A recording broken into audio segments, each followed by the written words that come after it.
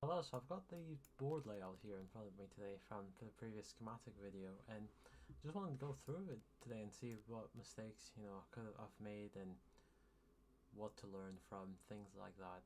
So I've got the USB line here, and you can see I've just linked up all the 5-volt things together and put it through the decoupling capacitor into the 3v3 output. I've used the power planes here. As you can see, Kaika hasn't really registered it. That's because I believe the clearance issue.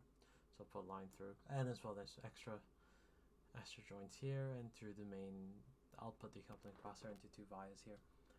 I'll put 2 in because you can put 1 in it, but it's kind of like squishing everything. Even though this board isn't that power or current hungry, I suppose it really wouldn't matter that much. I guess in higher, like in amps or whatever, you'd put in more. But I'm still trying to figure out what is the optimum, I suppose. But we'll get there. Coming in through here, the main part of this was the differential pairings. With the USB, you do need them. So differential pairs is so that the signal can arrive at the same time, essentially. So they should be the same length and whatnot. And you can see like there's just little things here, but this is using a differential pair router. So I would hope it's it's all right. So it comes in through here, and this is what you need to do. Comes in all the way down through here, and I mentioned it's supposed to be a 90 ohm impedance. And if you go into many calculators online, so the manufacturer uses with JLC PCB. It's just an example data. I don't believe this is the exact one I use. Exact trace width values and whatnot, I can remember. So you put in your impedance value, what you need, your layers and thickness of your board, if it's outer layer, inner layer, differential or single, trace space, of tons of options here, and you get a type of impedance that you should put in from JLC, as well as the recommended stack up, which is quite nice actually. They also have over here their values for what can be manufactured and everything. So what is the values that they do and what you should put into your board stack up. This matters a lot when it comes to impedance control. Your board layer stack up does. It's what affects it, especially for if you have an RF line or whatever. This layer stack up does matter, as the changes can affect. So you've noticed I've put the resistors here. Those were the 1K resistors, I believe. No, the 27 ohm ones. They were there, said to be laid out as close to the board as possible. I try to get it as close as possible. I could have really tried and shifted everything up to make it more neater maybe, but there's the ground bias and everything, so I guess it lives there for now. Another main thing I want to speak about is the data lines. So in comparison to the gas product, there wasn't any data lines whatsoever, not many. There's just some analog input pins. But here we've got QSPI, and these traces should be short as possible, and they shouldn't be going underneath any significant switching things or that kind of stuff.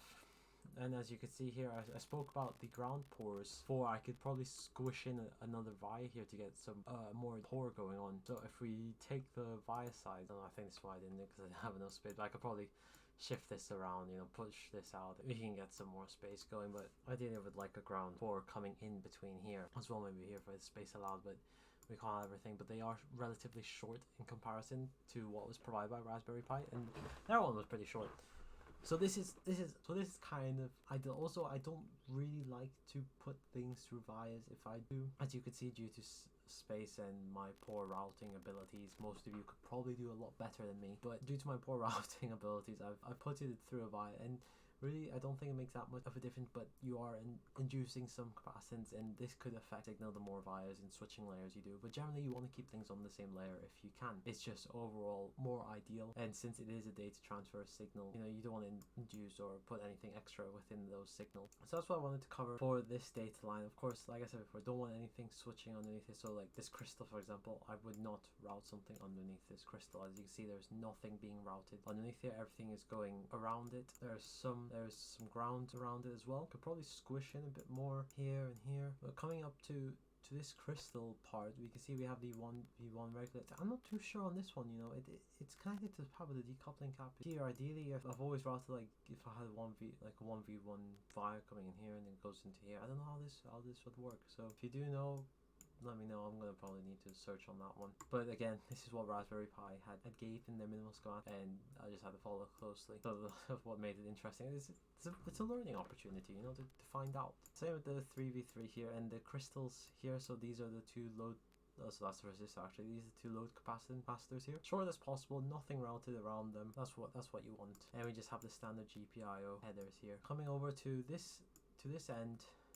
This one was actually quite nice because everything was labeled out and all the lines were connected to each other, so didn't make placement any much of an issue. For the JTAG header at least, the SWDIO pin, SW clock pins were all relatively short, and because they are going underneath each other, but I suppose it's for a short time might cause, I don't think it would cause issues. There is a ground plane underneath this, so I don't think it would cause any issues. Same for the SCL SDA line. So this was the Wiimote connector that the client had specified for. Had them connected to the lines here, and well, I could have moved it. I don't know if these two are interchangeable. I could have sent it to this one really. Space had allowed me. There's probably, yeah, I could have gone underneath here actually instead of going through here. So it's when you look back at your boards again that you realize, oh, that's a bit stupid. Like I could probably do that. So maybe, yeah, as you can see, I'm pretty terrible at KiCad. I'm not gonna mess around with it now, but you can see I could probably just do it around here and go in here instead of adding that extra via there.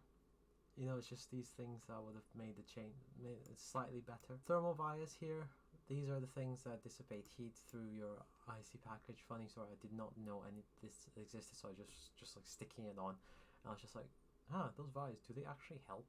Like whatsoever. I just always deleted them, and someone told me just, yeah, they're there to relieve heat and everything, so your thing doesn't get too hot. That makes so much sense. So this dissipate heat, so keep them in if you have them in, and don't be like me. This is just USB boot, and the others were just general GPIO things. Not too much to go into. This stack up is just a standard 4-layer stack up of ground, power, and grounding. I believe this is power, ground, the two ground planes again. Very standard down preset. There are tons of other things that you can look online and see what stuff by experts like Rick Hartley and other people like that. So that's the good thing about the internet. There's so much good information out there, and I do highly recommend to check it out and have a look, because there's just so much to cover in PCB design. It's gotten so advanced nowadays, honestly. And I don't really have much else to go through, but I guess one thing that I have found is connectors.